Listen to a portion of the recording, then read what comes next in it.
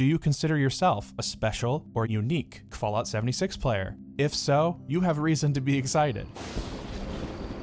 This is John Rush, creative director of Fallout 76. In a recent dev dive video, he delivered his call to action to every Fallout 76 player. He said, for Milepost Zero, we wanted to underline the emergent interactions between players that are special and unique to Fallout 76.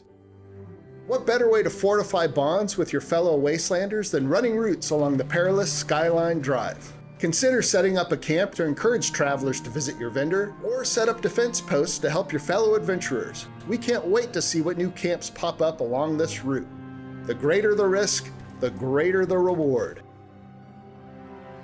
But what is he asking for exactly? Think of it this way, he's given us an optional but important quest to make the Skyline Drive Caravan event our own.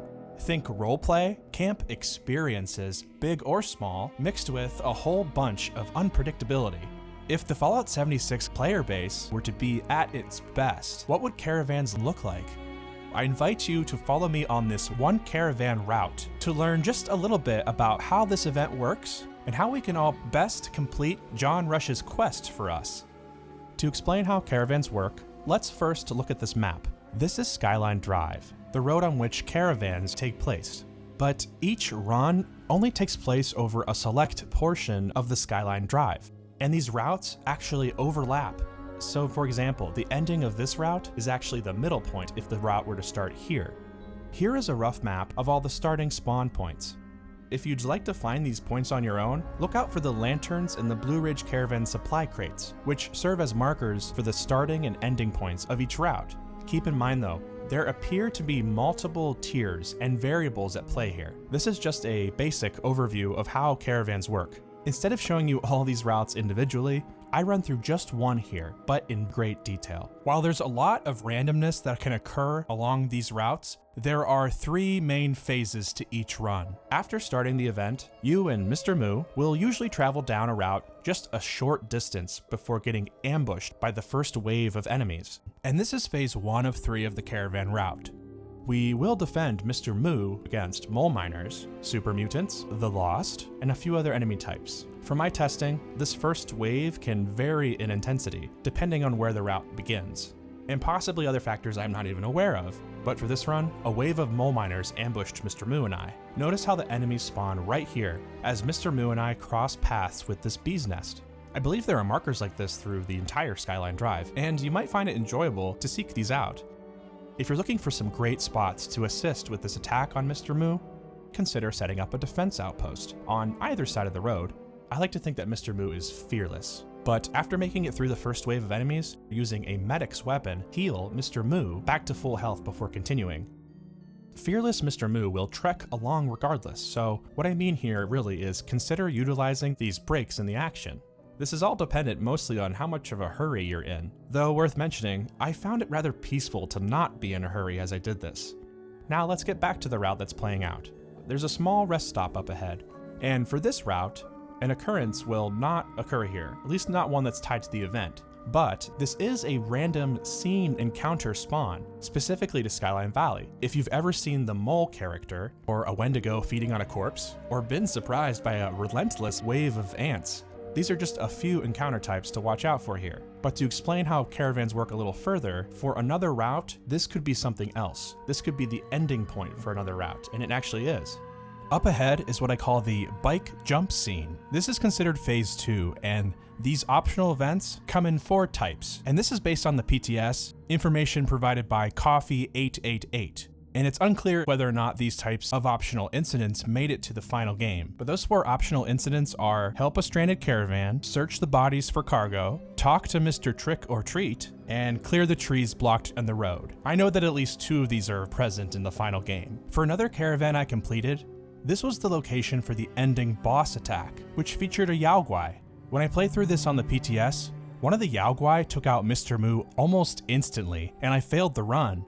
So if you're looking to save the day for other players, this would be a great moment for you to do that. And both sides of the bike jump would be excellent spots for camps or a custom experience. This side is especially flat, but comes with a cost. Enemies do tend to spawn here, and will attack, including a Grafton monster. Up ahead, we pass the entrance for Naked Creek. Here's another location that would make for an excellent player experience. This is actually where I have my camp place right now, because I know there will be a lot of players in need of help. After a brief stretch of nothing on the road, which is a great opportunity to heal Mr. Moo by the way, we approach this unmarked parking lot location. Another random scene encounter spawn occurs here, the same type we got back at the rest stop. This is also another great location for camps, and I imagine this one in particular will end up being a popular choice.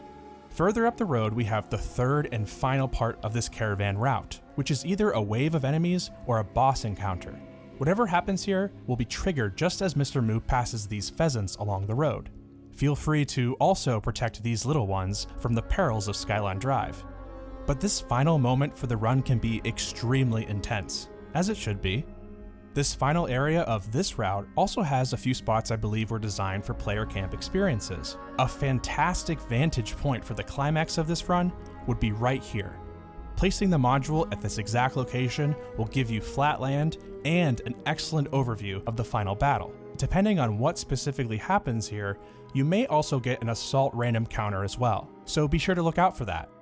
Sometimes for the finale of these runs, it might be better to make a break for the ending supply crates over trying to defend Mr. Moo from the final boss. I really can't say, but all I know is Mr. Moo can be taken out very fast by some enemies, and depending on the route, there might be a bit of a gap between Phase 3 and the final drop-off point, so be sure to consider your choices carefully. In conclusion, there are many creative possibilities that present themselves for caravan events, and I'm really excited to see if the caravan event type makes its way to other regions in Appalachia, like the main roads around the Ash Heap, for example.